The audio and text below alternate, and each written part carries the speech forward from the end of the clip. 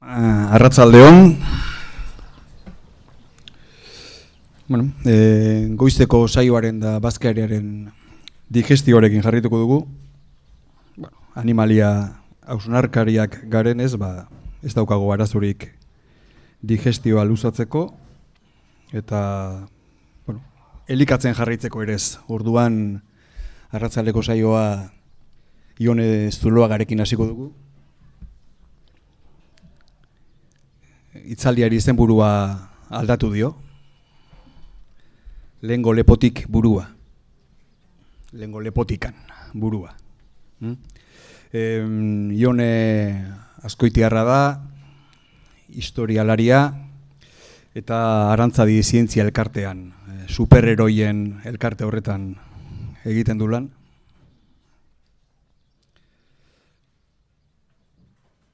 Historia garaikidea lantzen du, eta bereziki Espainiako gerraren eta diktadura frankistaren garaia. Hori du bere ikerketa lerro nagusia. Iaz argitaratu zuen liburu bat, liburu kolektibo bat, baina berak zuzendutako edo ikerketa baten ondorio dena, 1926, 1945 artean errepresio frankista jasan zuten emakumeak. Gipuzkoako kasua.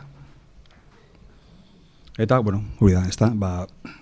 Errepresioak eta giza eskubideen urraketak jasan zituzten emakumei buruzko azterketa bat. Hori da bere. Eta tesia, doktore tesia ere, gai horren inguruan lantzen ari da. Tokian tokiko azterketak eta ere egin izan ditu, gai horren inguruan, zestuan, zegaman eta alegian ere bai, gutxienez. Eta, berari emango diotitza. Ondo entzute zait? Bai, bale. Ahotza grabea dut, así que uste ondo entzungo diazuela. Hasiera baten ikusiko zenuten titulua isilpeko historia berreskuratuz, bai, emakume errepresaliatuen historiaren inguruan hitz egingo nuela hain zuzen 1936, 1945 bitartean, baina iruditzen zait horrelako espazioak bai garrantzitsuak diela eztabaidak, autokritika pixka bat egiteko, kritika egiteko eta hortik sortzen dien iradokizun horiek guztiak hartu eta lan berriak eta lan hobeak egiteko, ezta?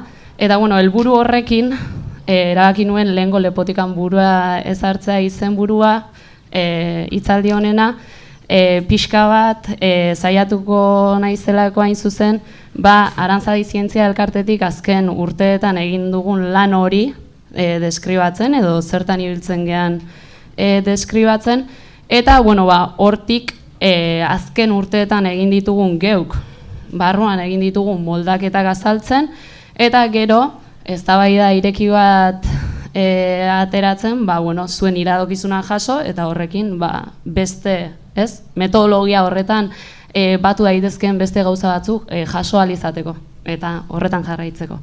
Orduan, lehengo lepotikan burua, Olaia Intziarteren kantua ari nintzen entzuten, eta batipat hortik etorri zitzaidan, ezta? Esaera zarra guztiontzat, eta, baina zergatik lehengo lepotikan burua. Ez dakit ondo ikusten diren argazkiak, hiru irudi ikusiko dituzue, erdikoa ez dakit ezagutzen dezuen, Antonio Vallejo Nájera, psikiatra frankista, lehen frankismoko gerrako eta frankismoko lehen aldiak batipat ikertu dituzuenak eta beste zenbaitek ere gogoan izango duzuena, eta diktamen delakoa, ez dakit hori ezaguna zaizuen, eta kausa general, nire ezkerrean zuen eskuinean ikusiko dezuela pentsatzen dut. Orduan, eta garaien historia, bale. Da, lehengo lepotikan burua, ez? Zergatik, iruditzen zait, gaur goizean, eztabaida pilo bat egon dira, proposamen berri pilo bat, eta oso interesgarriak iruditzen zaizkit. Eta historialari bezala gustatzen zaidana da, hoiei ere beraien testu ingurua jartza, ez? Zergatik orain proposamen horiek eta ez orain dela urte batzuk, ez? Orduan, pixka bat eraikiko dudana da nola, hau, nire personalki eraiki dudan netik, bai? Nola azten diren memoria historikoko lehenengo lanak bai Estatu Espainiarrean eta Hego Euskal Herrian, eta hor Arantzadi Zientzia Elkarteak izan duen paper hori, ezta? Orduan, ez dugu ahaztu behar eta historialariantzat eta gainontzekoentzat ere garrantzitsua izan behar dela iruditzen zait, gatozela eremu batetik non garaien historia bat jaso dugun. Bai? Garaiek, 1936an estatu kolpea eman zuten haiek, historiografia oso bat egin zuten. Horrekin ezin dugu horrekin ahaztu, frankismo osoa ikertzen dugunean, ez da gaur egungo gertakariak Euskal Gatazka ikertzen dugunean ere. Ze horrek ematen dio baldintza ulertzeko gaur egungoa, bai? Iragana ulertzeak iruditzen zait gaur eguna ere ulertzen laguntzen digula. Orduan, garaien historia hori sortzen da alde batetik estatu kolpea ematen dutenek eta gerra irabazten dutenek, kolpistek, hasiera batean eta gero hor ere eztabaida dago, frankistak, kolpistak, zer izendapen eman behar zaien, bai? Ni gaurkoan hasiera batean kolpista bezala izendatuko ditut eta gaur egundik begiratuta frankista bezala arituko naiz ezaten. Frankista horiek egiten dute historiografia oso bat. Historiografia oso bat gerrarena, gerra nola hazten den, eta ikerketa zientifikoak, beraien ikerketa zientifikoak bultzatzen dituzte. Horietako da diktamen. Dictamen de la Comisión sobre la Ilegitimidad de Poderes Actuantes en 18 de julio de 1936. Ez naiz hor sartuko, baina, interneten dago eskuragai, Valentziako okerrez banabil unibertsitateak du, eta oso interesgarria da irakurtza, zeren horri irakurtzen da, beraien arrazoiak gerra zergatik gertatu zen jakiteko, ez? Eta zergatik ekartzen dut hona, zeren iruditzen zait askotan memoria ere hortik eraiki dugula, bai? Eta zergatik eraikitzen da hor da memoria hori edo, ez? Memoria kolektibo bat gerraren inguruan garaien historiatik.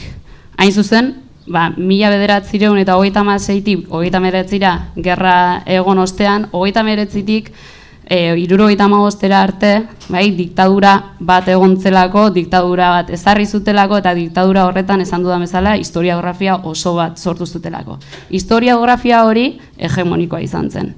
Eta, hezkuntzan jaso zenuten hemengo zenbaitek, beste zenbait komunikabideetan, garaiko komunikabideetan, direla egunkariak eta abar, eta ez gaitezen ahaztu geure transmisioan, bai? Orduan, alde batetik nire ustez puntu honetan garrantzitsua da garaien historia hori presente izatea, zeren ez dugu ulertuko zergatik egiten den garaituen historia, bai? Bitasun horretatik. Hau da, hasierak nola dira? Badago historia ofizial bat, esango genuke, garaiek egin dutena, baina badago ateratzeko isiltasunean eta zenbaiten etxeetan ezin kontatu izan den historia hori eta gertakari horiek guztiak, ez?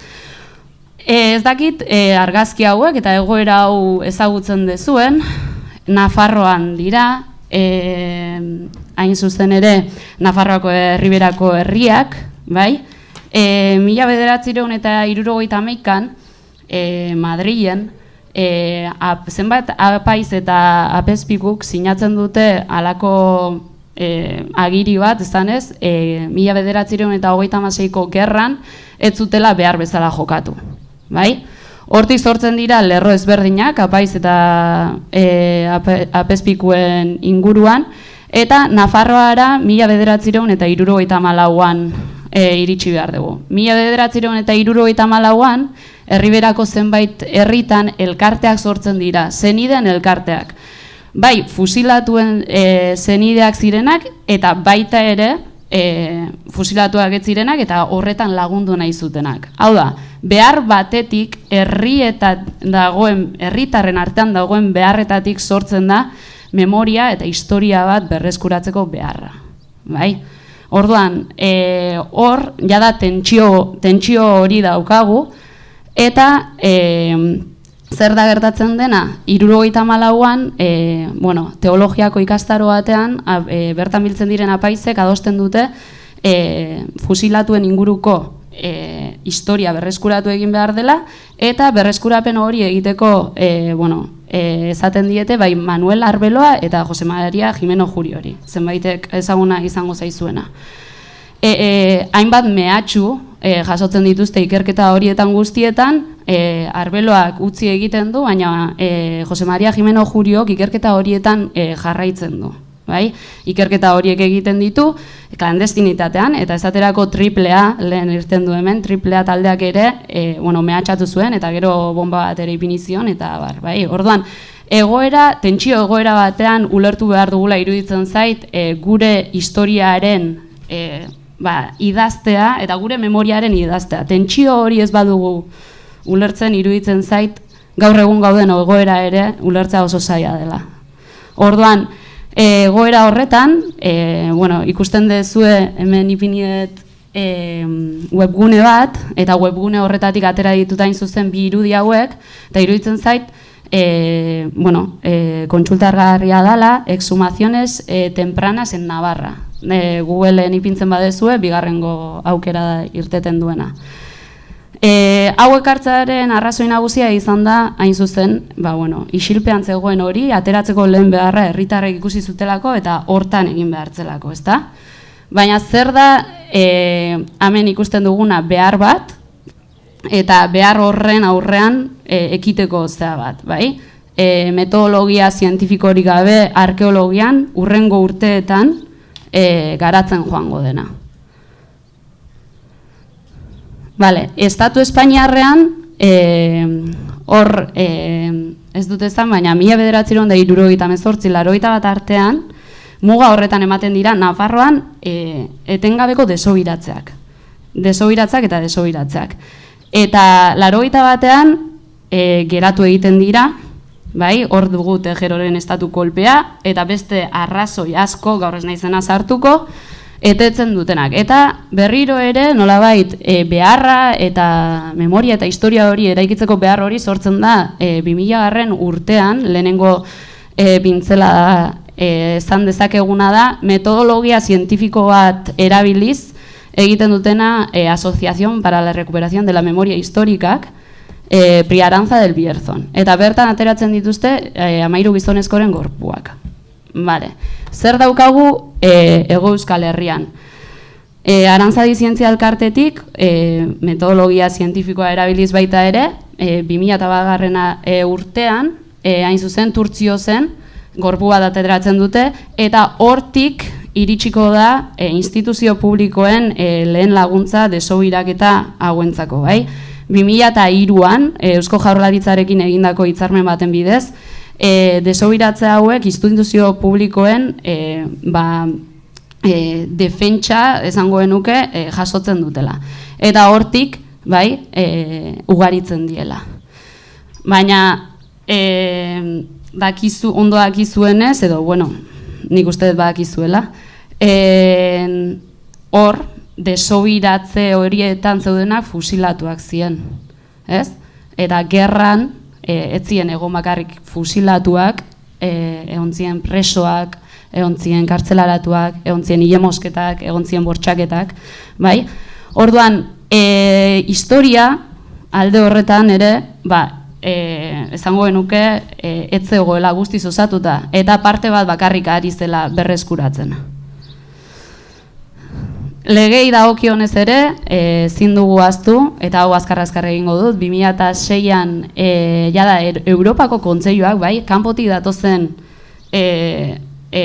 deklarazioak dira, edo hitzarmenak eta abarrak dira azkenean, Estatu Espainiarrari zuzenean eragiten diotenak eta esaten dutenak, bai, frankismoko haiek krimenak izan ziela, bai? Hemen ikusi duguna da, hasiera batean, herritarren mugimendua, memoria elkarte ezberdinen mugimendua, herria mugitu zela isiltasunetik ateratzeko historia eta memoria hori guztia, bai?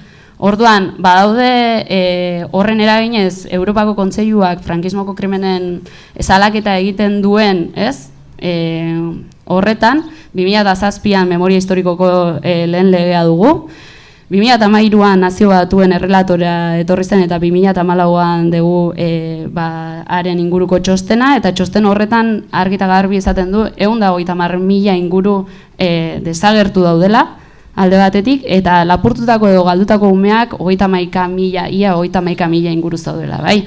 Orduan, hor badago zerbait, eta zerbait hori da, bai desagertua daudela, bai zerbait egontzela, eta hori berreskuratu behartzela, ez? Eta jakin egin behartzela.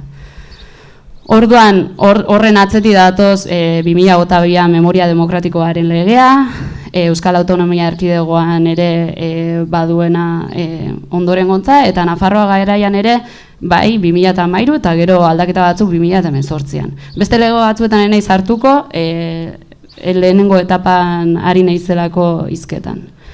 Orduan, ikusi duguna da, desobiratuak daudela, baina ez, non daude presoak, non daude bai, historia oso baten beharra. Gizartea eskatzen ari zen, memoria elkarteak eskatzen ari ziren, benetako kontaketa bat, benetan zer gertatu zen jakitea, lehen goizan ere hitz egin da, ez? Azkenean, egia jakite horrek erreparazio sentsazioa ere ematen duela, puntu batean badala, txiki-txikitasunetik hasten garaelako ordea.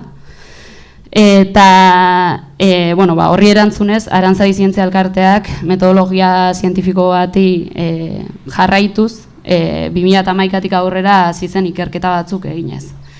Ikerketa horien mekanismoa edo egiteko mekanismoari buruz hitz egingo dut. Hain zuzen, Nazio Batuen Goi Komisarioaren batzordeak egia jakiteko eskubidea, justizia eskubidea eta reparazio edo konponketa eskubide bat oinarri ditu.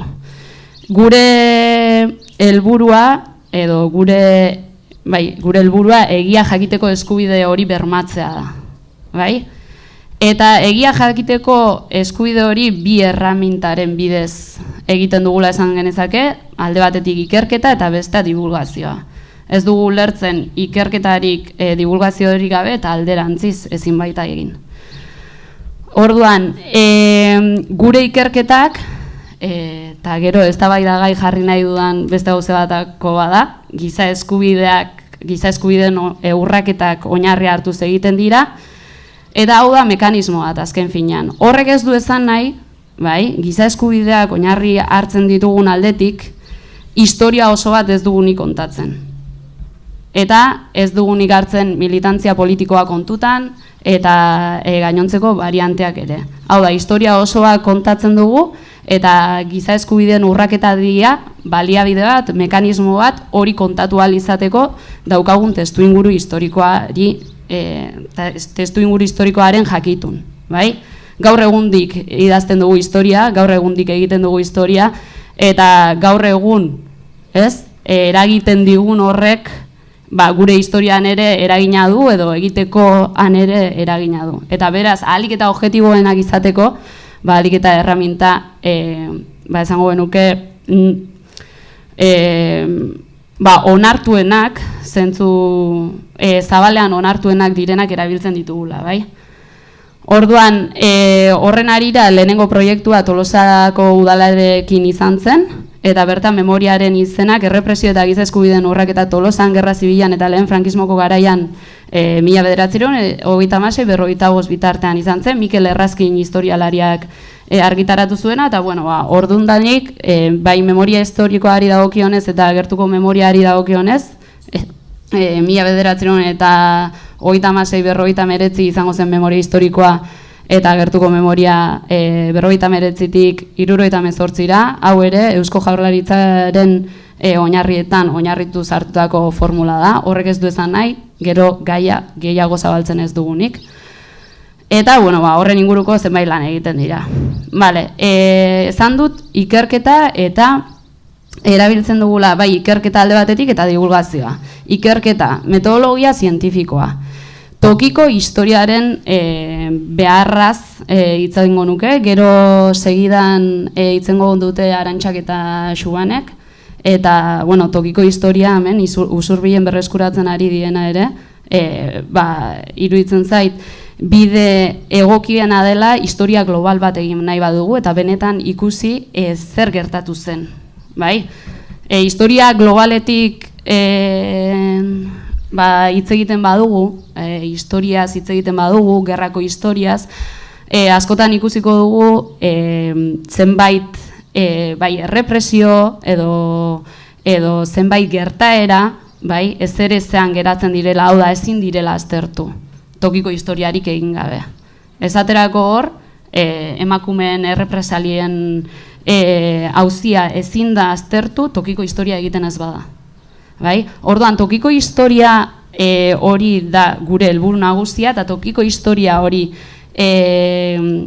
izen abizenez, bai? Izen abizenez jasotzen dugu. Bai? Bai, errepresioa jasantzutenak, errepresioa eragintzutenak, eta erresistentziak egin zituztenak, ez zituztenak, eta gainontzeko aniztasunak ere. Horretan saiatzen gea. Orduan, horretarako zein da erabiltzen dugun baldintza. Lehen mailako iturriak, udaletxeko artxiboak, izen abizenez, erroldak, gerra garaiko edozein dokumentu, udalaktak, erregistro zibilak, justiziatik, baimena behar izaten dugu, eta baimenarekin. Euskal Herriko artxibo ezberdinak, Euskadiko artxibo historikoa, probintziako artxibo historikoak, Estatu Espainiarreko artxiboak, alde batetik kulturakoak, Centro Documental de la Memoria Histórica, Salamankan kokatzen dana, Archivo General de la Administración, Archivo Histórico Nacional, eta barra handi bat. Militarrak, Guadalajara, Ferrol, Barcelona, Andaluzia, Estatu Espainiarretik kanpoko artxiboak, Renoko Unibertsitatean, badaude zenbait gauza, eta beste tokian hitzetakoak. Eta nola ez lekukotzak, bai? Gero pasako naiz lekukotzen arira zenbait zertzela ematera. Familiako dokumentuak, hemeroteka eta bar, hemerotekak asko laguntzen digu, esaterako garaiko kontestua, garaiko ideologia politikoa ongi aztertzen. Baita ere oso bide baliagarriak dira horretarako. Baina zer nahi dut esan? Iturri ezberdinen aniztasuna, bai? Metodologia zientifiko honetan dago iturri ezberdinen aniztasuna, lehen mailakoena eta bigarren mailakoena, baina horiek ulertu egin behar ditugu. Hau da, ez ditugu epaitu behar. Ez dugu gaur egundi begiratu behar, eta batzutan iruditzen zait hori dela gertatzen dena, ez? Eta horretan erortzen garela, eta historia ez dugula ulertzen, benetan zer gertatu zen. Orduan, dokumentu hauek guztiak, naiz eta orainalditik begiratzen egon, ahalik eta, ez? Gehien egin behar duguna da testuinguru historiko horretan ulertu, bai? Gerrako dokumentu baldin bada, gerra garaian kokatu eta hori ondo aztertu. Bestela, egiten diren gauzak epaitzen egongo inateke, eta ez kontatzen. Orduan, ikerketak egiten ditugu nenean, udaletxe ezberdinetako alderdi ezberdinen kontsentsuarekin egiten ditugu, eta, bueno, lehenik eta behin, dokumentazio historikoa dago, eta artxiboen azterketa dago alde batetik, baina beste alde batetik orain behin bulegoen irekitze bat. Bulego hauetan bilatzen duguna zer da, azken finean dokumentazio historiko horretan ez dagoen hori biltzea, bai? Eina handi batean, bai? Ez hori bakarrik. Direla argazkiak, lekukotzak eta abar handi bat. Kontutan hartu behar duguna da, idazten dugun historia, interpretatzen dugun historia, eraikitzen dugun historia hori, garai konkretu honetan, aztertzen ari garen dokumentuen gehiengoa frankistek produzitutakoa direla.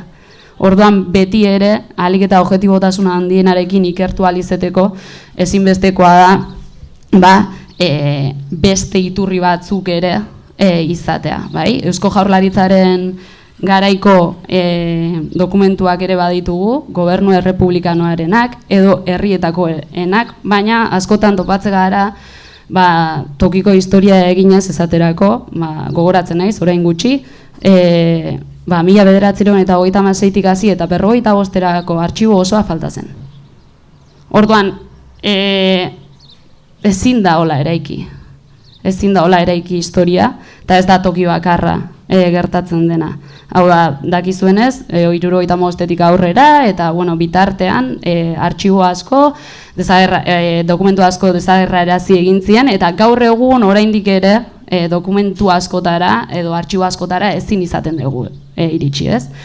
Orduan, historia egiten ari gara, eraikitzen ari gara, baina beti egongo da, ez?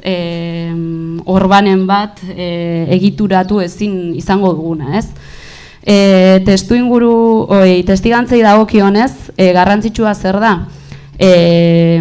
Jakitea, elkarrizketatzen ari garen pertsonak memoria bat duela, eta une horretan bertan ari dela memoria hori eraikitzen baita ere.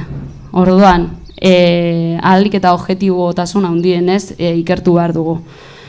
Hor emozioak daude, bizipena daude, gertaerak daude. Eta gure egitekoa da guztia jaso eta horiek ahalik eta objektibotasun handienarekin ikertzea.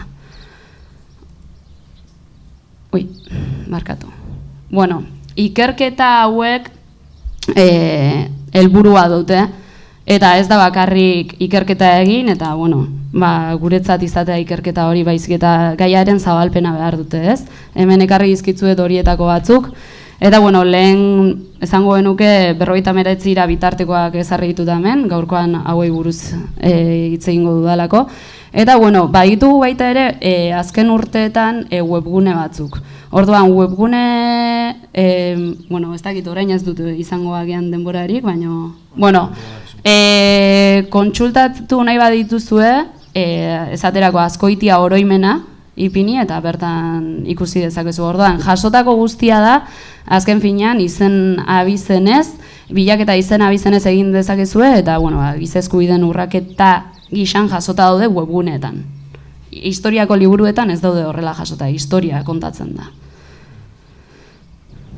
Eta divulgazioaren alorrean beste puntu garrantzitsuetako bat izan zen, eta elkarrizketak egiterakoan konturatzen ginen batipat, 80 urteko pertsonak eta zaten ziguten. Ezke nire joak ez daki zer gertatu zen, ez daki guk zema sufritu genuen, eta abar, ez? Orduan, hor ikusten duguna da baita ere transmisioaren eten bat egon dela, naiz hartuko zergatik egon den, beste eztabaida bada hori, eta hor zulo bat edo bazegoen tarte bat, eta hor Gipuzkoako Foru Aldundiak ireki zuen kultura eskola programa, eta kultura eskola programa horren baitan memoria historikoa orainaldetik ikastaroa aurkeztu genuen 15-16 urteko ikasleentzat.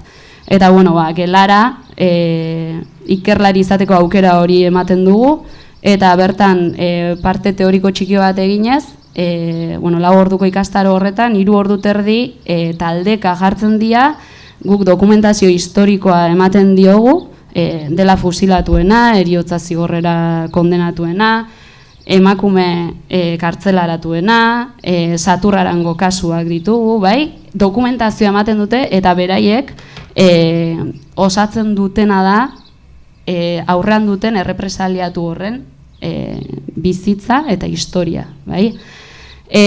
Zergatik errepresaliatuak? Ikusten genuelako, azken finean, 40 urtetan, ia 40 urtetan zehar, diktaduran zehar, frankistek beraien memoria, beraien historia eraikitzeko aukera izan zutela. Eta askotan ezagutzen ez dena dela gerra galdu zuten haien historia. Hemen ditugu argazki batzuk, eta, azken urtetako berrikuntzak eta hau autokritikarako karriet. Gertuko memoriaren ikerketa hori, 1959tik aurrerako lanen beharra ikusten zen, baita ere, hau da, ulertzen duguna da, frankismoa bat eta bakarra izan zela. ez da ere banatuta egon, baina ez guztia aztertu beharra zegoela. Eta gero, genero ikuspegiaren aplikapen hori, edo zehaztasun hori, ez? Da, ontarako adibideak ekarri ditut. Zertzan ikusten genuna, edo, bueno, hasiera batean. Vale. Hasiera batean ikusten genduna zen, hasierako liburuetan ikusi daitekena da, emakumeen presentzia, bai? Bueno, ikusi daitekena da hasierako liburu gehienetan, nolabait memoriaren, bai? Memoria hori nondik eraiki denaren ondorio dena iruditzen zaidana niri, presentzia zutela gudari kartzelaratuek, historia kartzelan egon zirenek, kontzentrazio esparruetan, eta abar. Baina hor ikusten zena zen, garai hartan ere, emakumeak ere presentzia bat izan zuela historia hartan guztian. Eta duela 10 urte ingurura arte, ikerketa gutxi gora bera, 2010, bueno, 14 orduan. 2010 inguru hortan hasten dira gehien bat emakume errepresaliatuen inguruko ikerketa zientifikoak egiten, ezta? Eta garai hartan etzen ikusten presentzia bat gure liburuetan ere emakumeek bizi izan zutenarena, eta hortan zenbait buelta eman genizkion, eta gure liburuak 3 ataletan banatzen dira. Bigarren Errepublika, 1930etik 1936ra egiten dugu. Gero, kolpea eman zutenetik herri horretan sartzen diren arte, eta gero errepresioa, ezta? Orduan, erabaki genuena zen, 3 kapituluetan emakumeek presentzia izan behar zutela, eta haien historia ere kontatu behartzela. Hau da, subjektu politiko guztien historia kontatu behartzela, bai? Eta, emakume gizona ari naiz izaten, leno esan dute baita ere, baina, aniztasun osoarena, bai? Orduan, zer da horretan bilatu duguna? Hemerotekan, esaterako zestoako lana egiten ari ginenean, argi eta garbi ikusten dena da, eta igual historia eta memoriaren artean dagoen alderaketa da, ikertzen ari garenean ikusten zena zen, herri txikietan ere emakumeak antolatuta zeudela. Ez estoan bakarrik, Getarian bertan, Alegian, Zumaian, gehienak herri txikietan emakume abertzale batzan. Horrek ez du esan nahi, anarkistak, komunistak, errepublikano emakumeak, ez? Antolatuta ez zeudenik, bai? Hori ere kontutan hartu behar dugu, baina zer da ikusten duguna, herri txikietan, handienetan eta guztietan zeudela emakumeak ere antolatuta. Hau da, garai politizatua da, militantzia politikoa dago, eta hori ere errekonozitu egin behar da. Ez hori bakarrik, eta batzuetan memoriatik ere egin den jauzi bezala da, ez? Hasiera batean esaten zena, emakumeak, emakume abertzale bat antzaudela, baina, gizonek ala esaten zutelako, eta ez, betiko komentarioak, edo, nik entzun izan ditudanak. Eta, zestoako kasu argi honek, erakusten duena da, emakume abertzale batzako emakumeek ere pentsatzen zutela. Hau ironia puntu bat egin dator, bai? Ez da politikoak izaten zituzten, eta hau, zehazki uste dut eldiakoa dela, eldia egunkariakoa, eta hemen euskeraren inguruan daukaten eztabaida politikoaren berri ematen du. Denboraz justu xamar nabil, baina gero norbaite kontsultatu nahi badu edo esango diot non kontsulta dezakeen, bai? Orduan ikusten duguna da eztabaidatu egiten zutela. Kasildaren liburua ez dakit ezagutzen dezuen. Uste du baietz, ez? Han bertan ikusten da, entrevistan, aberasturik egiten diren entrevistan, elkarrizketa hartan, adierazten du, garai hartan zertzen emakumea izatea, zertzen militantzia politikoa anarkismoaren barnean, eta nola pentsatzen zuten. Hau da, lehen esan den bezala, emakumeek ere militantzia politikoa zuten, eta ikusten duguna da, eta lehen olatzek esan duen bezala, bai, eta Maiderrek ere uste dut, okerrez banabil, militantzia politiko horregatik errepresaliatu zituztela. Hori argi eta garbi ikusten da gerra betean eta gerra ostean ere. Emakume ikusten duguna da tokiko historiarekin, esaterako Tolosan bertan, bienvenida Agirrezabala Esnaola, emakumea. Eta epaiketa bat egin zioten, bai? Epaiketa bat egin zioten frankistek Donostian, eta epaiketa horretan agertzen da tropa frankistak Tolosara sartzean bere ideal marxistengatik ilea moztu ziotela.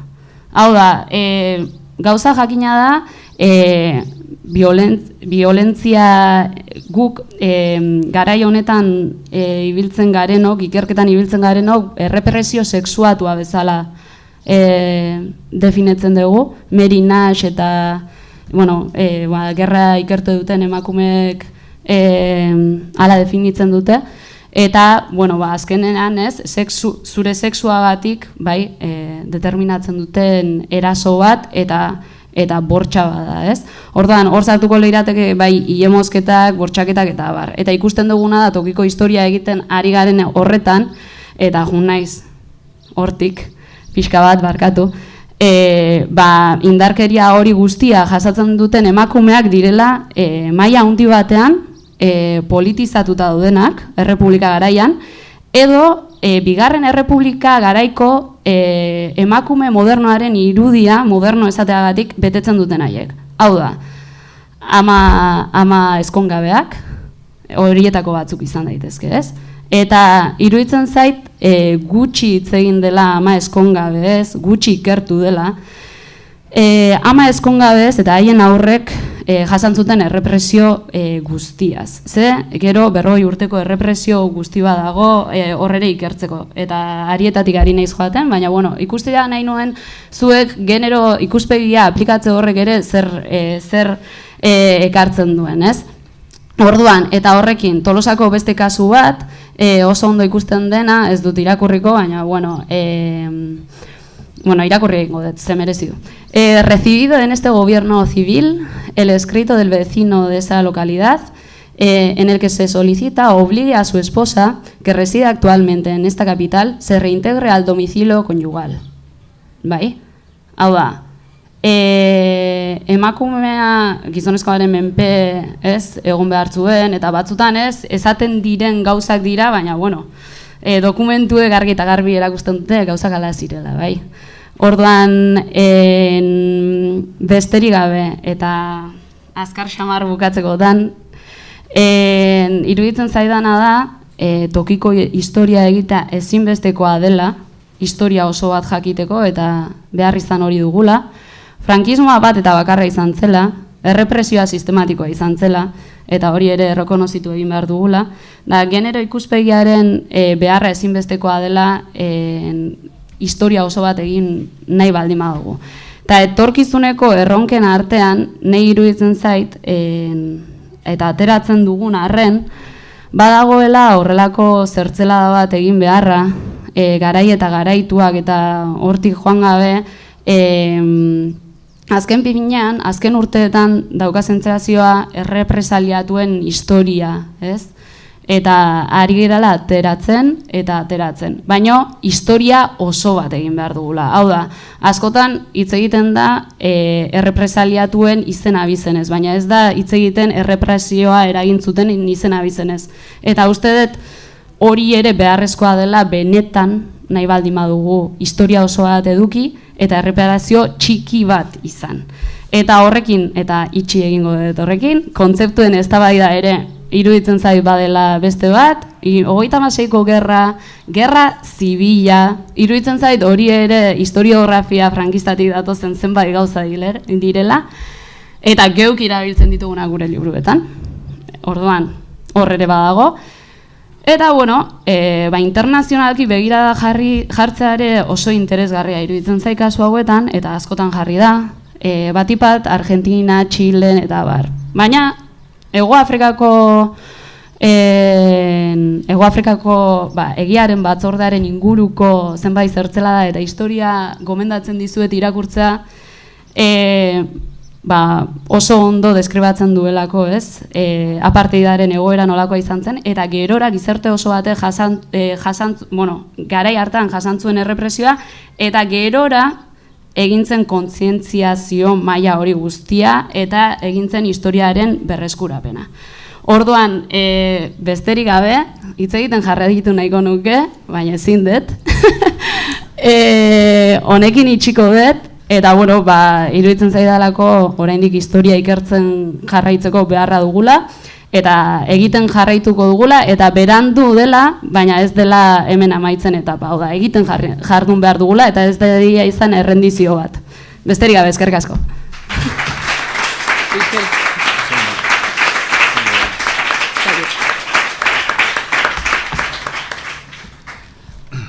Eskerrik asko, Jone. Askotan konsultatzen duelako, berriaren estilo liburuan Espainiako gerra edo 36ko gerra terminoak lehen esten dira, ez daude arautzen dira, ez da arautu ere, baina aholkatzen dira nahi duzuena, ez gerra zibila. Norbaitek galdera edo iruzkinik egin nahi badu?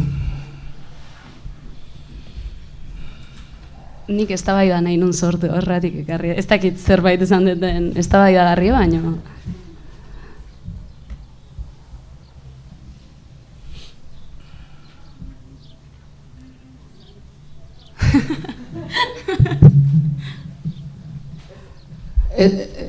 Kontzeptuen arira ez, lehen ere goizean agertu da ez ditugula gauzak izendatzeko hitzak behar ditugula, bestelako izenak behar ditugula. Ea proposamenen bat daukazun, edo ez dakit, edo bururatu zaizkizuen bestelako izendatzeko moduak, edo... Vale. Nei argina hemen ez, geratzen dana, zuk esan duzu, Espainiako gerra edo 36ko gerra. Ni 36ko, iruditzen zait, 36ko gerrakin geratu behar dugula, batipaz zergatik eta ez gerra zibilarekin, horrekin kontra jarrituko. Ze gerra zibila azkenean historiografia frankistak sortutako kontzeptua da, eta nolabait egin zuena da, izan zena zen, azken finean metodologia bat justifikatzeko estatu kolpea. Hau da, anai artean gauza gaizki zauden, aizpak ere bidean galduz, horre ere... errepresioa eragin zutenak ez zian bakarrik gizonezkoak izan, hori ere nahi nuen esan. Eta hori ez, nolabait haserre bat izan zen eta horregatik piztu zen gerra. Eta iruditzen zait hori baino konplexuagoa izan zela. Gerra internazionala izan zen, gerra kanpo eraginak izan zituen, Hitler, Mussolini, esan nahi dut, Ingalaterrako edo Argentinako aberatzen diruak. Ez bakarrik Gernikako bombardak eta Kondor abiazioarekin, baizik eta zestoan garbi ikusten da nola tropa italianoak egon ziren. Esan nahi dut, ez? Batzutan iruditzen zait, iruditzen zaidana da gerra zibila kontzeptua bakarrik erabiliz, hori guztia ahazten zaigula, ez? Edo hori guztia tapatu egiten dela. Tapatzen da baita ere, lehen aipatu den militantzia politiko hori guztia, ideologia politiko hori guztiak, zirela anarkistak, komunistak, denoak garai hartan, komunisten eta anarkisten defentsa Bigarren Errepublikarena, ez zela Bigarren Errepublikako gobernua maite zutelako. Baizik eta, garai hartan ikusten zutelako zela abagune bat edo babes bat beraien iraultzak eta beraien idealak aurrera eraman ahal izateko, eta beste gobernu batekin ezin izango zutela egin, ez? Ordan iruditzen zait gerra zibilaren kontzeptua bakarrik erabiliz geratzen dela konfrontazio eta enbidien hainbeste urtetan entzun dugun ez enbidiagatik egin zien eta ez? Edo enbidiagatik hil zuten edo ez dakiz zer. Hori geratzen dela eta ez dela benetako arrazoia gerrarena esplikatzen eta benetako errepresio hori eta historia oso hori ez dela azaltzen hori egin gabe, osea, kontzeptu horrekin bakarrik. Ez dakit ere, bai. Hori da nire iritzia, pertsonalki Jone bezala. Bueno, Jone, nik zorionak egin dezun aurkezpenagatik aurrena, oso guztien entzun dut. Eta galdetu nahiko nizuke, ia emakume abertzale batzako kidek jasan zuten errepresioaren inguruan gomendatuko zeniguken lanik, eginda ote dagoen lan zehatzik, badakigu asko izan zirela, herri antolatuta, 25.000 bat kalkulatzen da, baina igual destakatuenak ziranak, edabidetan parte hartzen zutelako, edo irakaskuntzan aritu ziralako, hoien, ez dakit, exilio, represio, guzti horren inguruan, hortaz pixkat itzein goazen, oskartuko nizuke. Bale, dakidana da, orain dela ez hilabete asko, irten duela liburu batek, eta idatzi zuten 3 emakumek Euskal Unibertsitatetik. Izenburua ez dakit. Gero beste badago, Mercedes Ugalderena, baina batiz bat hitz egiten du emakume abertzale batzaren ideologiaz eta nola zauden egituratuta eta Bigarren Errepublikan. Eta gero nahi iruditzen zaidana da, osotasunean nola ez dut ezagutzen gehiago. Hori nire ezjakintasuna. Seguru badagoela, Eta gero, herrikako lan hauetan bai bisibilizatzen ditugula guztiak, ze agertzen zaizkigu edo herritarren artxibo pertsonaletan dokumentuak eta bertatik jasotzen ditugu, ez? Ordanik horregatik esaten dut alde batetik badagola, ez? Oraindik berreskuratzeko, tokiko historia horrek lagunduko digula emakume horiek guztiek zeintzuk dien jakiten, eta beste puntuetako bat nik uste dut dela Sabino Arana Fundazioa, baita ere, artxiboa. Ez dakitzuk ezagutzen dezun beste lanen bat, eta horregatik, bale. Nik horien inguruan hitz egin diezazuket, baina begiratuko dut, eta gero kontaktua ematen badiazu, pasako nizuke. Eta ez dakit, agian bibliografian, nire lanen bibliografian besteren bat ere egon daiteke, Ezki orain, bote prontoan hori da, gogoratzen zaidana, hola, esateko. Eta gero, ez den nahi iragarki batein, propaganda ez nahi zetorri ditia, baina, amengo liburu hontan, otsaien aurkeztu benduna, 1936-45 emakumeen ganako errepresioa Gipuzkoako kasuan, horrain bat eta hainbat agertzen dira baita ere, bai. Ez dira agertzen guztiak, ze herri guztietan ezin izan dugu oraindik ikerketa sakonik egin. Agertzen dianak dira errepresioa jasantzutena batipat. Orduan, errepresioaren ikuspegitik egin den liburua delako, baina hor batzuk baude. Baina iruditzen zait, lan oso bat egiteko dola, emakume abertzale batzaren inguruan, eta, anarkisten inguruan, komunisten, emakume errepublikanoen inguruan, zen niri, errepublikanoak izan ziren emakumeak ere, horren inguruko lana ere oso interesgarria iruditzen zait, uste dut oso gutxi ikutu den gai bat dela. Agian nire ez jakintasunetik, baina nolabait anarkistena edo komunistena edo alderdi horiek edo nazionalistak pixka bat ikutzen diren heinean, emakume errepublikano horiek, emakume errepublikano eskuindarrak izan zitezkenak edo ezkertiarrak, ideologia progresistagoa edo zutenak, iruditzen zait ikerketa lerro garrantzitsu bat izan daitezkela. Barkatu, gozatu naiz, baina gero eman kontaktua eta begiratuko dut beste zerbait dagoen.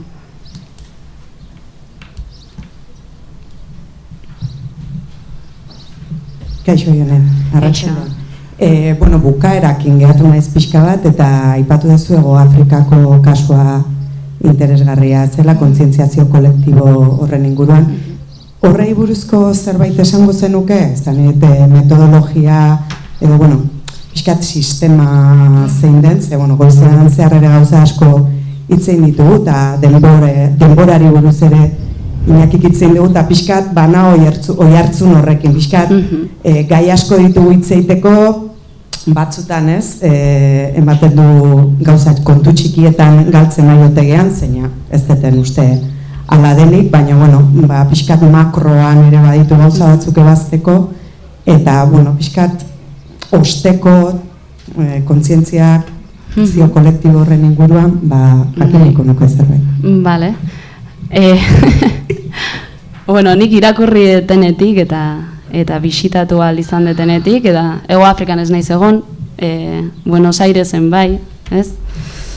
Egoerak nik ikusten detena da oso ezberdinak direla gaur egun hemen ditugunarenak, egiaren batzordeak egon dira, hau da, biktima bezala ez, izendatu dituztenak, giza eskubideen arlotik, eta gero ez, giza eskubide horiek eta ez, ondorioak ekartzen badituzte ere ez, biktima horiek ikusten dena da, edo represaliak jasantzituzten horiek, estatuaren babes bat, instituzio publikoen, hau da, guztiok onartzen dituzten instituzioen babes bat izan dutela. Ezan nahi detena da, egoera ikusteko, pixka bat, Euskal Herrikoa zein den. Hemen memoria elkarteak, gizartea zizen mugitzen, eta gero datoz bai Arantzadi, bai beste institutu batzuk memoria hori berreskuratzera, behar batzuetatik. Eta hortik sortzen da nolabait lotura instituziokiko. Oso ezberdina dena da, beste herrialde hauetan pasatzen dena, hau da, ja, instituzioek ardura bat ikusten dute, gai horrekiko, aitorpen badago, biktima batzua daudela aitortzen da, errez izateko, ez naiz gaizkiaren eta onararen aldekoa, baina gaizki egindakoa onartzeko eta barkamena eskatzeko, ez? Bueno, hori guztia. Niretzat, egiten ari garena da ez, betik gora doan zerbait, eta betik gora doan zerbait horrek eta sortzen duena da azkenean unean uneko beharrei erantzuten joatea. Eta unean uneko beharrei erantzuteak suposatzen duena da represaliatua izan den pertsona ere guztiz ez atenditza esango genuke, beharrak benetan direnak ez atenditza, ez? Eta, bueno, hori labur esplikatuta Hego Afrikan esaterako, ez?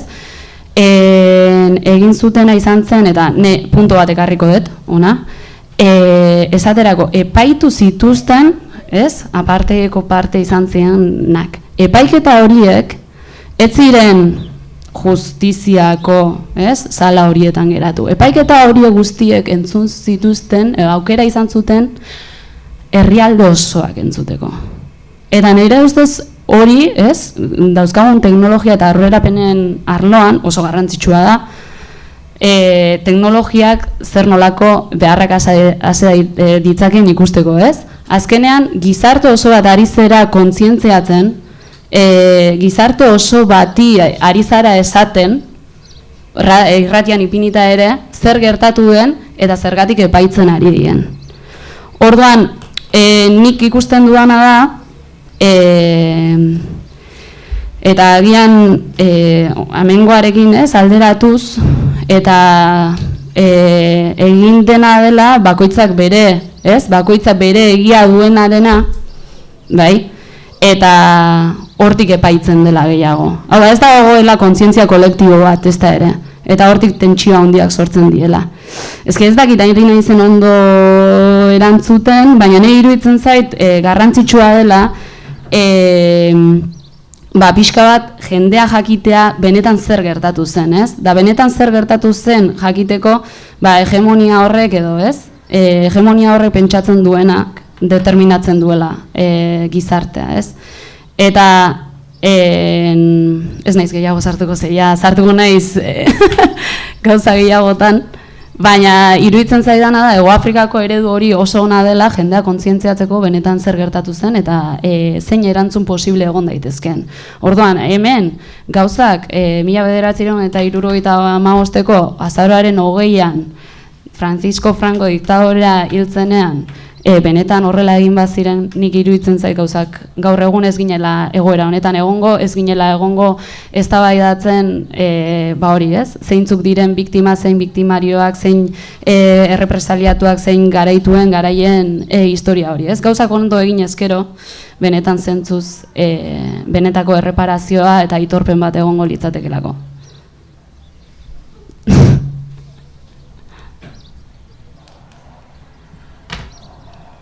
Bueno, gu ere gizarte osoari ari gara, Berriako lagunik esker, agur bat, pantailaren beste aldean zaudeten guztioi. Hori nik enak isen baina, bueno.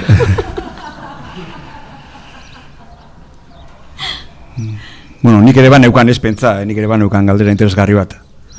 Baina, bueno, ja denbora desente aurreatu zaigu, oso interesgarri doa, oso ondo doa, baina, bueno, pasako gara aurrengo saiora.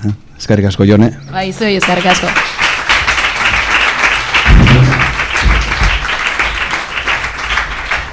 Eta, bai, Arantxa eta Xuban, zatozte.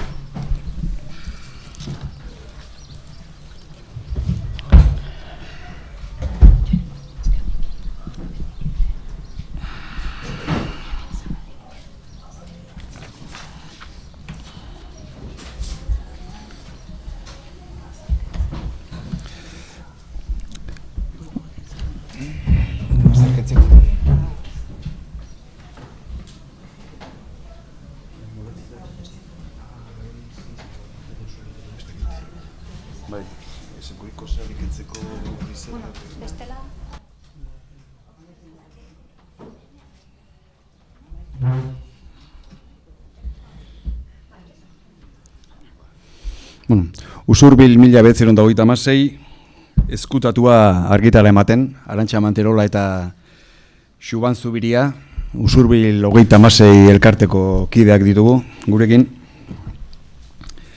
Bueno, Usurbileko oroimen historikoa lantzen ari den elkartea da, 2021an sortua.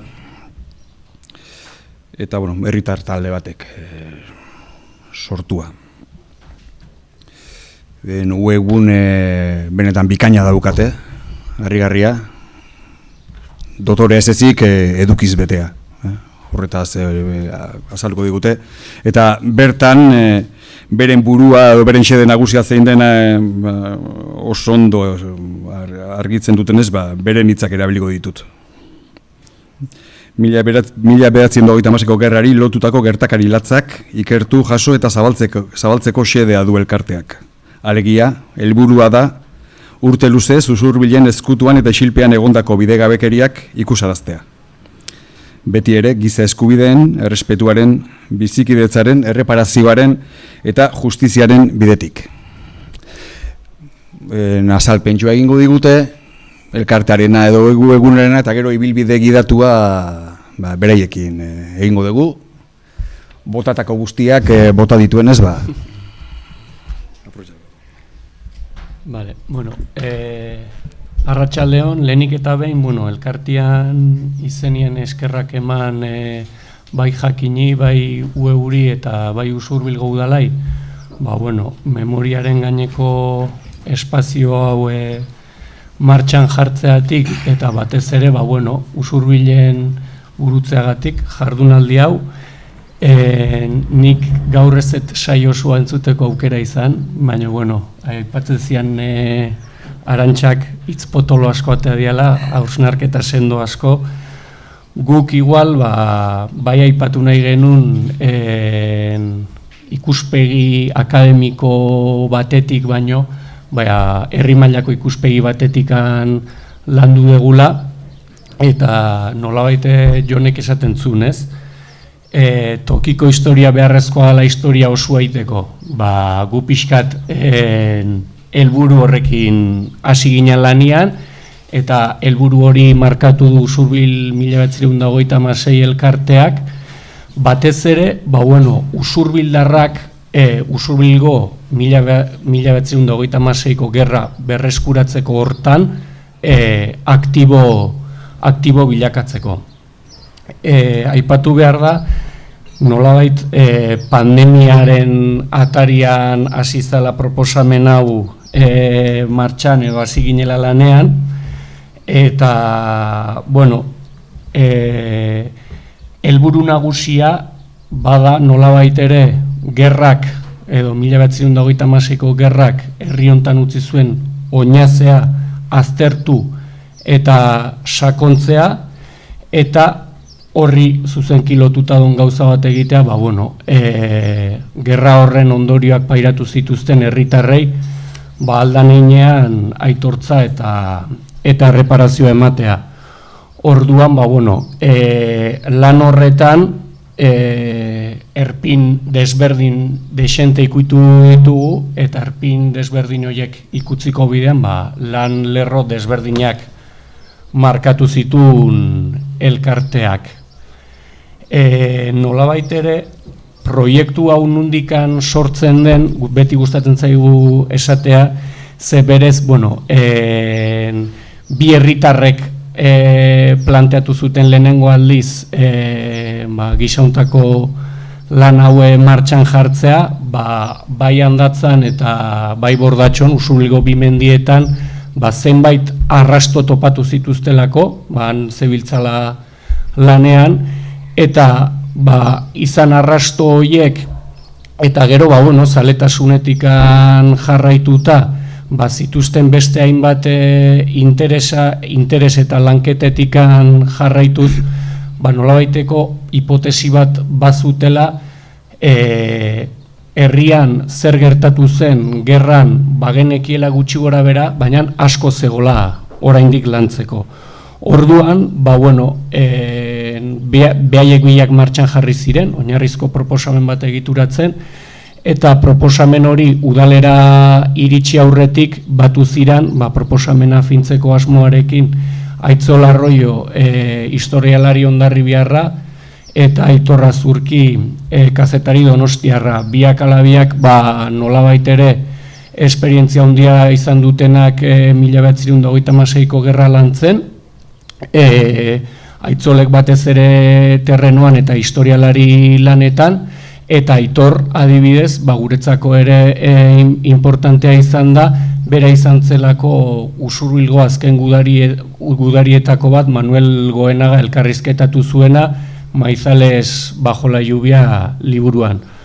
Orduan nolabait ere laukote horrek proposamen bat finduzun, eta proposamena udalari aurkeztu zitzaion, eta udalak ere nolabait ere proposamenarekin eta hipotesiarekin bat egiten zuen, eta diru partida bat martxan jarri zuen, eta orduan hasi zen proposamena herrira jetxi eta lanketa desberdinak burutzen. Hasierako lan horietan, ezinbesteko garrantzia edo izan zuten, aipatutako mendietako arrasto ez gain, aurrez Usurbilgo eragile desberdinek egindako herriak badaki Usurbilgo memoria errepresiboa liburua, beste alde batetik baita ere, ibili ginen Ahotsak plataformako Usurbildar helduen testigantzak eta aztertzen, hor ere agertzen zialako momentu batzutan gerrako hainbat aspektu, eta baita ere, artxibategietako bisitak egin ziren.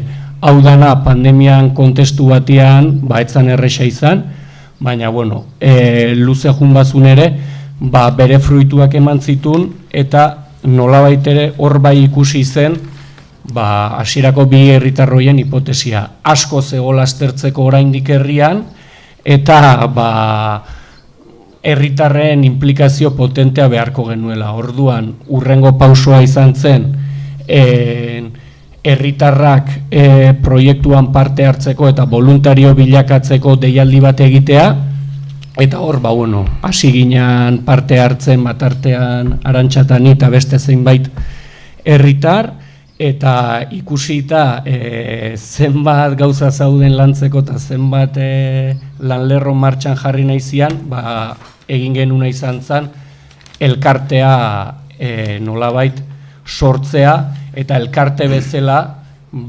erronkari heltzea. Eta behin elkartea sortutakoan, bai udalari beti esaten genion bezala, martxan jarri genuen memoria berreskuratzeko proiektua, baina guk deitzen geniona herri proiektua. Ulertzen degulako memoria berreskuratzeko ezinbesteko tresna bat zela herrigintza. Bai, guretzako herri proiektu bat izatea berebiziko garrantzia zaukan. Egin genezaken lanildo klasikoa edo kakotzen artean esaten dana, alegia udala jartzen du diru bat, ematen dio historialari bati diru hori, egiten du lau elkarrizketa artxibat egiten ibiltzen darakatzen eta abar, eta historia bat ere, ez dakit, jartzen da, egiten da, historia ezaguna egiten da. Baina guretzako importantia zen herri bezala herritarrak ere implikatzea. Ez bakarrikan ustea gauza profesionalaren esku, bai ibiligera profesionalekin, historialariak, ibiligera lanean ere arkeologoekin, egin ditugu metodologia zientifikoak, inezeten dana seriotasuna emateko gure lanari, baina elkartearentzat garrantzitua zen herri proiektu hori izatea hiru konzeptuengatik edo. Bat, transmisioa egiteko. Transmisio ahalik eta zuzenena, edo zuzena, ez dakit nola esan. Historia, gure herriaren historiaren parte ez ezaguna zelako, eta jendeak ezaguteko bere historia, bere herrian gertatutakoa, eta ezkutatua egondan hainbat urtetan azaleratzeko. Beste aldetik, nahi gendun nolabaiteko aitortza egin, garaia haitan, borrokan aritu zirenei, hil edo zauritutakuei, fusilatuei, espetxeratuei, erbesteratuei, ondasuna konfiskatu zizkienei, hilea moztu zioten emakumeei, hainbat errepresio mota jasazuten herritarrei. Eta hirugarrenik, nahi gendun jendea implikatzea auzolanean. Zertarako, herritarrak ere parte sentitu daitezen, bere historia horren errekuperazio berreskuratze hortan parte sentitu daitezen. Eta bide horretan lan lerro desberdinak garatu ditugu, errepresiliatuei aitortza moduak egiteko goizean esan dute neko rollo toponimikoak egiten direla edo plaka jarri eta horrelako gauzak, guk egin ditugu horrelakoak, aitortza eta exekuzio gunetan, fusilamendu gunetan, oroimen guneak sortu ditugu, omenaldiak egin ditugu, hemen ez bakarrikan herrian, baizik eta herritar batzuk badakigu, adibidez, Meaga inguruan, horren Zumaiako ikia lurretan fusilatu zituztela, han egin dugu ere olako erasumean, baina jarri dugu oregarri bat, eta, eta horrekin batera, familiak eta deitu, eta egin zen elgitaldi, neko sentikorra ez dakit, horrelakoak egin ditugu hainbat, bai gero auzolan edo herria implikatzeko horretan adibidez egin dugu Kosme Jago ezala Zubietako hemengo zera bat, militante jeltzalea fusilatu zutena, eta maixua zen. Orduan, ja inorketzen ezagutzen, baina egin dugu ikastolarekin lan bat, ikastolako gaztetxoekin, eta egin zitzaion ere oroimen gune bat edo sortu zen, bere plakatxo bat jarriz, festa bat egin zen, ekitaldi bat egin zen, gaztetxoekin, abesti bat sortu zioten, ez dakit, beak ikasleak ere parte hartu zuten. Beste zati nahiko klasikoa da, testigantza biltzea, eta horren mordoska bildu ditu, bainik handenak editatu gabe dauzkagu, zen lana pilatu zaigu, baina 21 elkarrizketa ere baditugu eginak, karo, ondorengoei, zeren ja ez dira bizi denik inorrezta bizi zutenak aur zirela, bai batzuk bilatu ditugu eta ongea beraiekin, baina ja bigarren belaunaldiari edo egin diogu. Artxigategiko lanaren bidez txosten historiko bat landu dugu, artxigategiako hendiken harakatzeko daukagu asko, zeren lehen esan dugu pandemian ezin izan dana behiratu, baina zaila dago artxigategiak nahiko itxiak dira bendikan, eta daude bastante desastre guri historialariak egiten diranean ere ordu pasatzen dituzte, baina dokumentu gutxi eskuratu. Beste lan bat izan da gerraguneak, izan du Xubanek leno, lubaki batzuen azterna topatu zala, eta gerragune horiek berreskuratzea. Biudatan egon gera arkeologo talde batekin, lubaki batzuk berreskuratzen, gazte batzuk ere etorri da, laguntza etorri dira, horretik auzolana ere importantia izan da, eta oraintxe berrikitan handatzako ibilbide bat ondu dugu, jarri dugu alako plakak edo ibilbide bat seinalizatu dugu, QR-ekin eta bar nahi duenak, historia pixka bat edo jakiteko nola juntzan gerra hori, batalla horiek, zen hor egon ziren 15 bat egunez edo batalla nahiko potenteak eta hildakoak eta bai.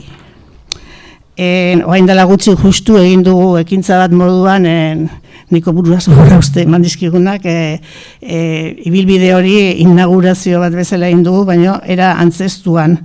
Orduan, polita juntzan, baina lan asko eman du, zen area joan behar da, eta gazteak ondo implikatu ziren, gero kanpoko elkarte batzuk laguntza izan gendu, baina hori, lortzea garaiko jantziak, armak eta bar, naiz eta ez zuten botatzen, izan da lan mardula izan da hori.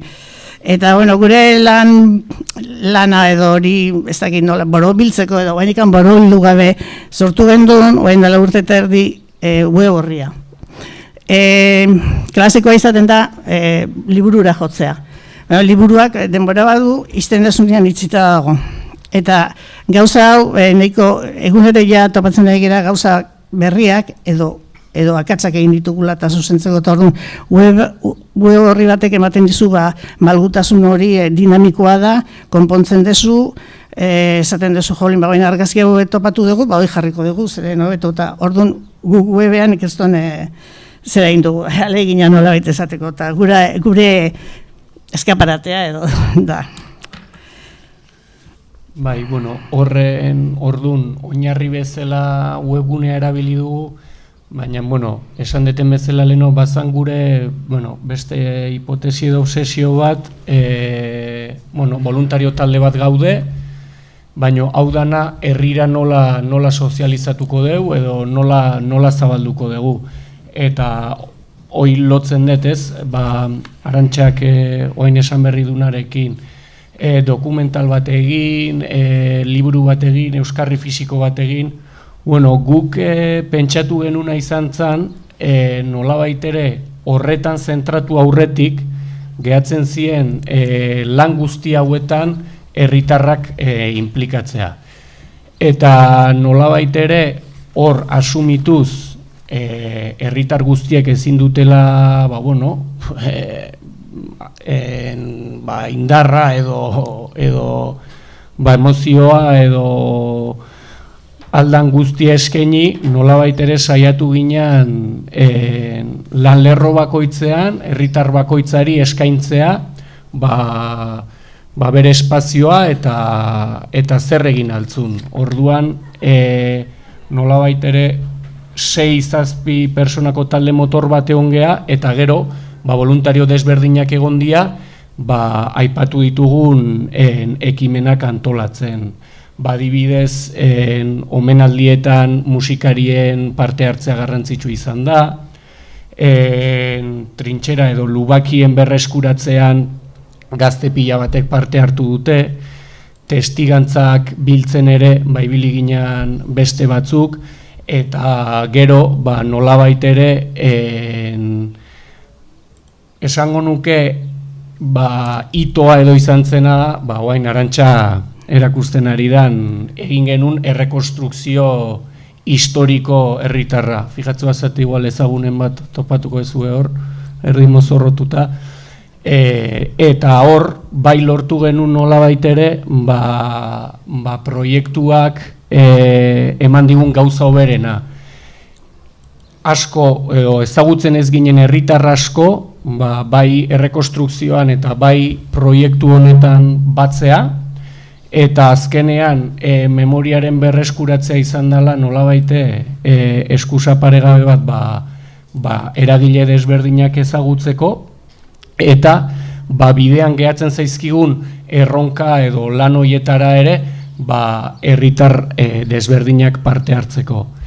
Eta ikusten duen zuen bezala eundik gora edo persona bildu ginean, oso potentea izan zen, eta gero bai jaso deguna izan dela, nolabait ere antzerki horrek herrian izan du noi hartzuna, eta nolabait ere memoria historikoan interesik edo izan ez zezaken horrengana iritsi garela, herritar desberdin pila batek parte hartu dutelako ekimenean, eta orduan igual euskarri edo divulgaziorako tresna marabilosorik ez daukagu, baina herrigintzaren bidez ari gea behintzat lortzen herriko herritar eta espazio desberdinetara iristea, eta batez ere Usurbil 1926 egiten ari dan lan guztiak zabaltzea. Memoria berreskuratzen hasi ginean ere, leheno hemen aipatu da, izan genituen gure eztabaidatxoak edo nola, berreskuratu bai, baina nola. Hemen ez dakite, gaur goizian erabilidea hitz boltzoluak, seguruna izango da, bien Iñaki Zagardoik esan ditu dugun memoria naturala alde batetik, eta bestia dela anamnetikoa edo olako zerbait esan du alegia ikertzen dana, orduan guk mix bat edo uste egin dugula, edo egiten saiatzen garela. Orantxe esan du Jonek ere, esan ditugun eztabaida batzuk konzeptuei buruzta hitzak erabili. Ez da bakarrikan gerra zibila edo ez, nahiko, gure talde memorialistetan nahiko jafinkatua dago, ezin dela, debakatua dago hitz hori ez. Baina beste batzuk ere, altxamendua ezin da esan, estatu kolpe bat izan zen, eta hori argi izan beharra dago. Frankistak esaten du, baina frankismoa gero txasutu zen, ez dakit, aurrena esaten dugu, kolpistak, fascistak, erreketeak, nolabait, pixka bereizteko dena ez dela izan hain, zuk esatzen bezala Ione, hasiera eta bukaera, 40 urte horiek ez dira izan berdinak, baina garai hartan, fusilatuak berdin, fusilatuekin guk problema bat daukagu, baina hori historialariak nahiko tasututako konzeptua da, baina fusilatuak normalian kusten desunean eta pertsona nolabaiteko epaiketa bat izan duna, eta nolabait hiltzen dutena fusil bidez, baina militarki edo ez dakit, baina eske asko ejekuzioak izan ziren, erailketak izan ziren, orduan fusilatua jartzen dugu, baina horrek karrak egiten dugu gaindikan, ez dakit. Beste gauza bat, frankisten bandoak, safe. Horre frankisten alde, zutopatzen dezu herri, jendia frankisten bandoan, oza, frankisten lerrotan hiltzena, o hiltzutena. Baina ere juntzianak ez diren denak frankistak. Hor nahiko ez da izan dugu nola jarri. Eta adibidez, zean, guk atalka nola baite jarri ditugu gure memoria, web horri hau, eta atal honek ikusten buru guztiak eman zizkigun. Kolpisten alde ezin da jarri. Kolpisten lerrotan, jarri genuen kolpisten aldean, baina bai jarri dugu, ez da gitorri ikusten da, baina esplikazio txiki bat, argi jarriz, hango, hemen topatzen dira, gero izenak ematen ditu, bakoitzaren fitxak edo, nola baita esateko, horre egon zitezkela, bolondra jundakoak, beraiekin, errekete batzuk izan ziren herrin ere, baina gehiena izan zirela mobilizatuak, herriko gazteak, eraman zituztenak, eta batzuk niko indarrez, bakarren batzuk badakigu aurrena atxilotzu zituztela, paitegiatik pasa, Tolosan uki zituzten, da gero zuzenean gobernu militarrera, eta handikan ja frentera. Orduan, claro, Francoren aldean, gero batzuk badituzte gainera, ohoretuak izan dira, gerora. Baina ez behar bada frankista zirako ideologikoki, frankistak edo kolpisten aldekoak, alegia. Gero baditu hemen, bakoitzaren nolabaituko fitxan edo esateko, hau ikitzen dugu bat adibidez, eta hau badakigu beharreketea zela. Osa, juntzala nahi zulako. Eta hemen ditugu dokumentu batzuk frogatzen dutenak hori ez, terzio hori hemendikoa zela, hau. Zaiatzen gera dokumentatzen esaten duguna albalima da dokumentuekin eta testigantzekin ere bai.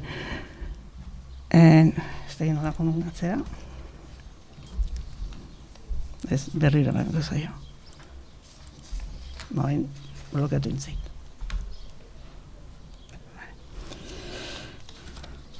Bueno, eta beste hori importantea. Gu jasotzen egin historia hau ez dakit osoa dan, argazki bada. Argazki alik eta fidelena. Zen lehen ere aipatu da, dokumentuak bilatzen dituzu, oarkitzen dituzu, baina dokumentuak batzutan okerrak dira ere. Izenak ez daude ondo, sartzen dituzte hildakoak etzirenak, zeren gero nik ezautu ditut, justa nik ezautu ditut. Eta hiltzat emanak dira, liburu batzutan. Orduan dokumentuak ere egi osoa ez dute ekartzen. Testigantzak oso subjektiboa dira. Bakoitzak gordetzen dugu memoria, ez dakit, bakoitza bere ira. Eta batzuk pentsatzen zutenak, ez neria juntzan nazionalista zen, ez daukat. Da, zure aitaren fitxa topatu, badakizu zerbait hil izan egorak, inoiz sekula zantan, zubestigu zerrezan, eta erakusten dizu milizianoa zela, bere fitxa daukazu, eta orduan sorpresartzen dute.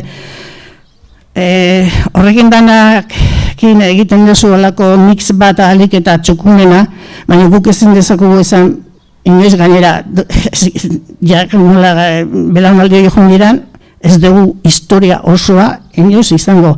Orduan guk sarreran sartu dugu niko txapita, baina sarreran sartu dugu esanez, hau historiaren argazki ahalik eta fidelena da, gure ustez, beti ere, jendeari eskatuz, topatzen balima dugu, utzune bat egin dugula, hankasartze botola bat, dokumentu gehiago daukala, testigantza gehiago, eskatuz ekartzeko noski, baina hau ez da historia borobila eta bukatua gutxiagorik ere, hori... Bai, orduan, bueno, zaitasunak aipatu ditu Arantxak, gero bai aipatu ere, bueno, eduki ditugula faktore batzuk alde, usurbilen behintzat, eta gutzako aipagarriak direla. Batetikan esango genuke, bueno, proposamen honekin udalera junginenean, udalak ere demostratu nola baiteko interesa proposamen hau martxan jartzeko eta eskaini digun laguntza, eta nik ustez, bueno, aipagarria badala gaur egun, azkeneko astetan eta ikusten egielako, bueno, Espainiar estatuko beste leku batzutan, ez, elkarte memorialistei laguntza eskaini beharrean atzerakagoa zela, eta, bueno, legeak deusestatzen nahi diala, eta orduan, iruditzen zait guk alde batetik lehen esan deten bezala, herritarrengatik, eduki dugun babesa eragileengatik, musiko handik eukidegun babes hori gehi udalaren babesa ezinbestekoa izan da 4 urte hauetan lanean jarraitzeko. Beste faktore bat edo, eta oso patentea igual izan da, testigantzak biltzen ibili garen ontzat, belaunaldien faktore hori izan da, ez? Nolabait, nola jende bat topatu dugun zailtasun pila bat zituna gerraren gainean hitz egiteko, beste familia batzuk zutenak igual norbait fusilatua, baina etzekitenak ezer familian etzelako horretaz hitz egiten, eta gero igual kasu kuriosoa edo nolabait ere semei edo gerra bizitu zuten hoiek beraien semei kontatu ez, baina bilobei kontatzera atrebitu direnak. Eta horrek ere eman izan digu zer pentsatua, eta gero testigantzen bideoetan eta saiatu gara hori nolabait ere islatzen. Beste azkeneko ondorio bat edo duguna, lehen hemen zauzer aipatu da ere, oso berandu da biltzala. Berandu da biltza historia honetan. 1926an bederen.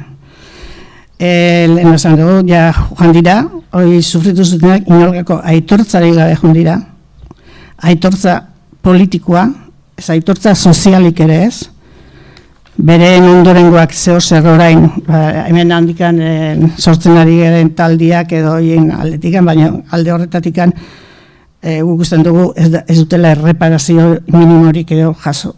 Ez aitortzarik, ez erreparaziorik, eta horretan nahiko berandu gabiltza.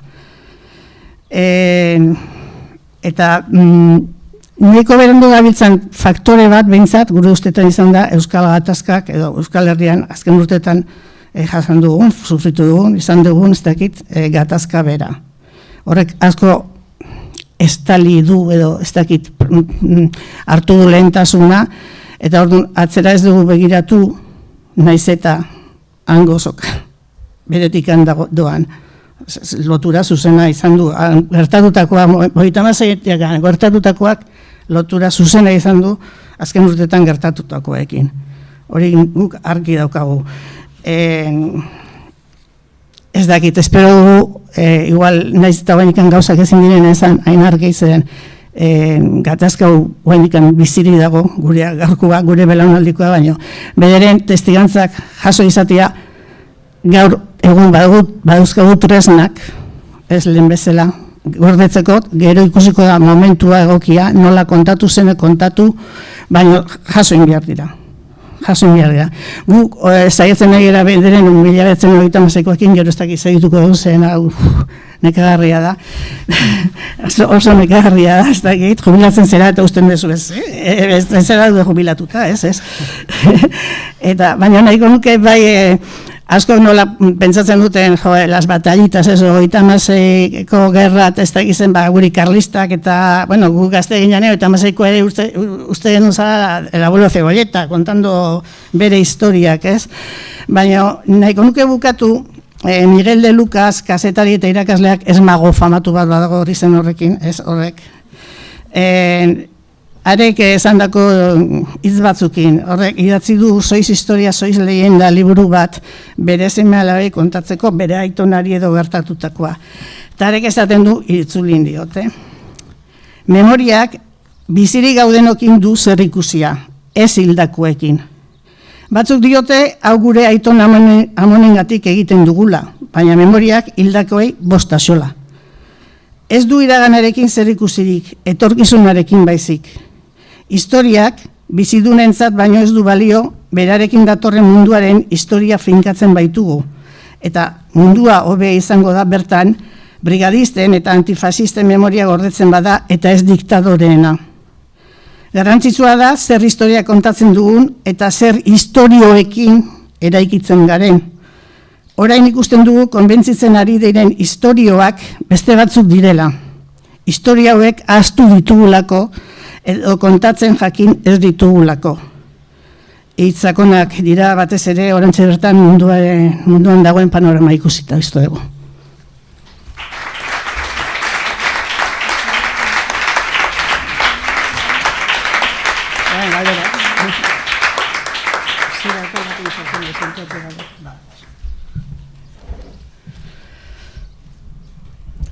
Eskerrik asko Arantxa, Xuban.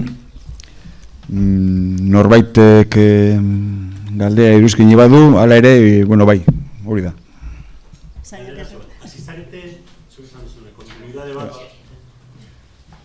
Kontinuidade bat badagoela, nola baita esateko, estatu kolpe hori. Gainera, errepublikaren kontrakoa izan zen, Frente Popularren baten kontra. Republika bazen. Orduan, lotura badagoela gure generazioa bizizan dut. Horretan implikatu ziren gizon emakumeak zuzenean, frankismoari aurre egiten, eta beraien aurreko belaunaldiaren arteko lotura hori harrakatzen hasi zareten, beste eskubiratzeko bildu bat. Eta beste bat, gure herrietara etorri ziren torkinak. Noraino ziren frankismoa txikitutako eta zenbat erregio dauden Joan Mariaren. Elegatu ziren gure herrietara eta noraino izan zen hori mekanismoa Euskal Herriaren borrokan parte hartzeko ere. Badago eremu bat, ez dakit, ailegatzen ari garen tokiko historia hor. Galdera animatu zarete. Oraindik ez.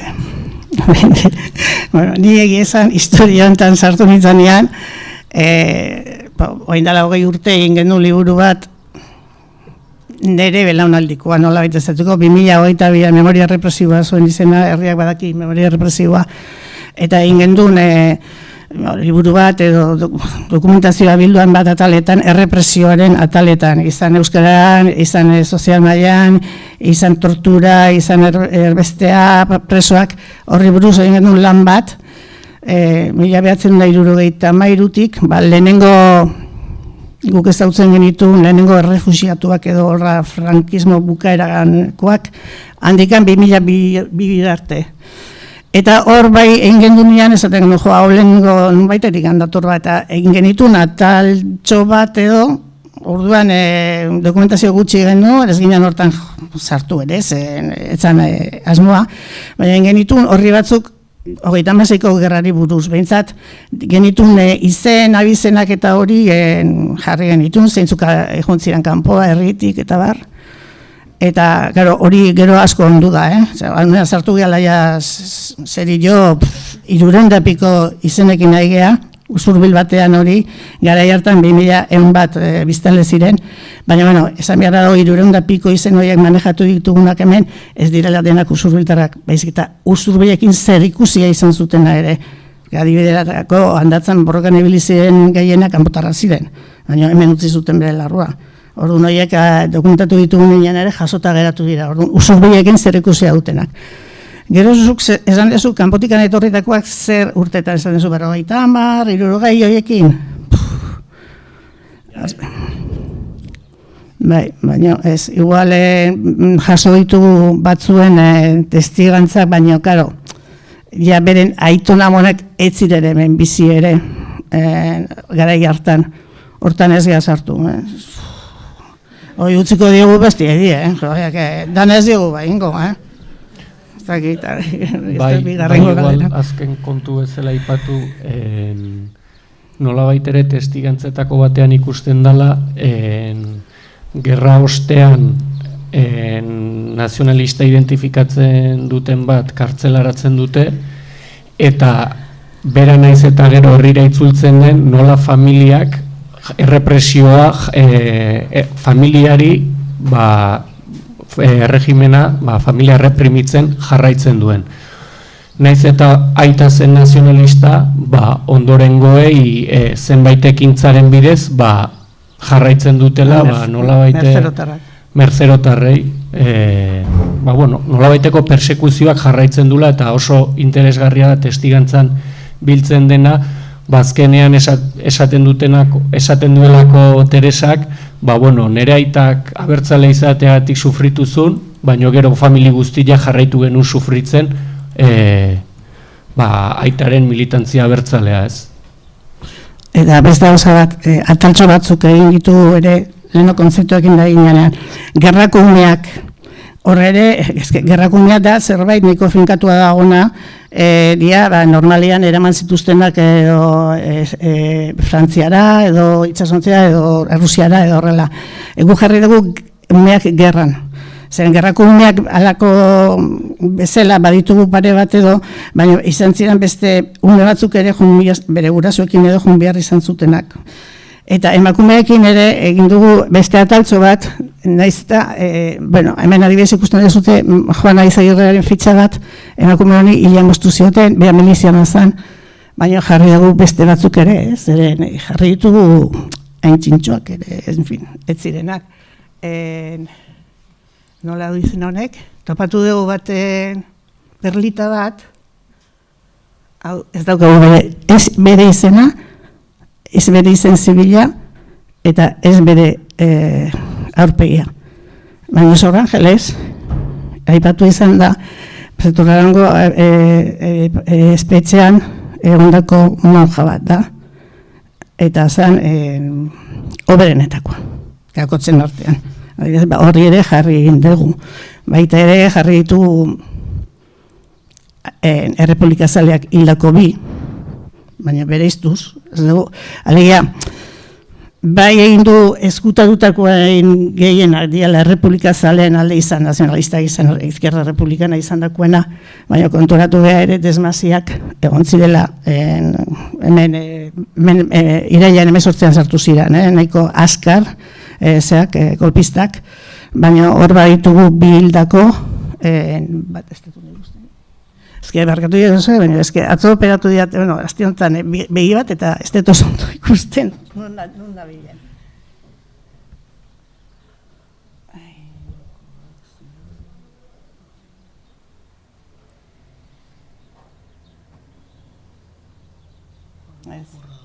Ez hildakoak, ez fusilatuak jarri dago.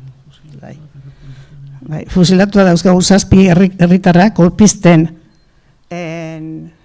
golpistek era hildakoak jarri dugu, eta gero azpian, dago besteak, ezkertiarrak edo era hildakoak. Eta bat zan apaiz bat, itziarkoa epaiza, berez, baina justu anarkistak donostiruntzen ematen ari ziala hil zuten Usubliko mugan, eta horretik gazten du Usubliakin zer ikusia dutena, naiz eta behak ez izan. Zaila itezaigu batzutan nola bereiztu, baina argazki ahalik eta Fidelen aditzen dugu historia atxe handiakin, ez dakit. Gero historioak atxerik gabe bai jasotzen direla bastante.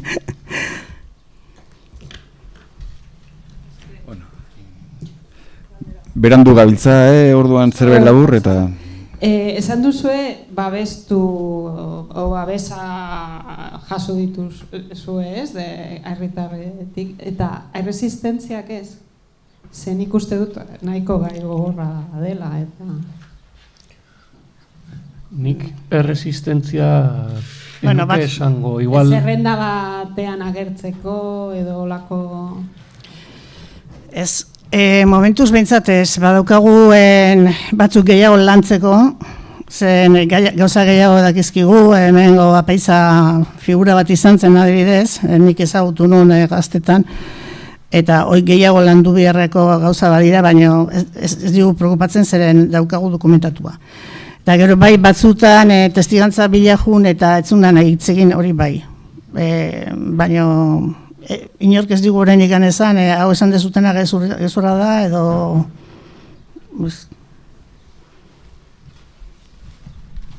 Bueno, ez zaitu uste begiratu erekingo, hemen txebukatuko dugu, baina orain ibilbidean bestela egin ditezke galderak eta ere. Bueno, euria hasi baino, euria berriru hasi aurretik ibilbidera joateagatik, Baina, bueno, nahi duzuena. Ez dugu ibilbide hori bain diken jarri, Zuentzako da, esklusibitatea.